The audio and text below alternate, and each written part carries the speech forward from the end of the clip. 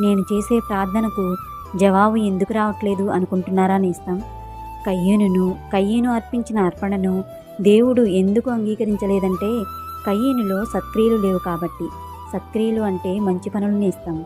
మనలో మంచి క్రియలు లేకపోతే మనం చేసే ప్రార్థనను దేవుడు అంగీకరించడు.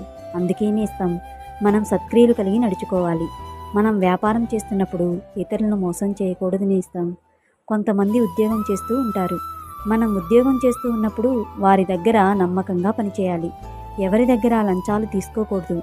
ఇలా చేయకుండా ఇతరులను మోసం చేస్తూ నమ్మకంగా పనిచేయకుండా లంచాలు తీసుకుంటూ సాయంత్రానికి ఇంటికి వచ్చిన తర్వాత, దేవా నా బిడ్డకు ఉద్యోగం ఇయ్యవా, దేవా నా వ్యాపారాన్ని దీవించవా, మా ఇంటి వారిని మార్చవా, మేము మంచి ఇల్లు కట్టుకోవాలయ్యా సహాయం చేయవా అని మనం దేవునికి ప్రార్థన చేస్తే మనం చేసే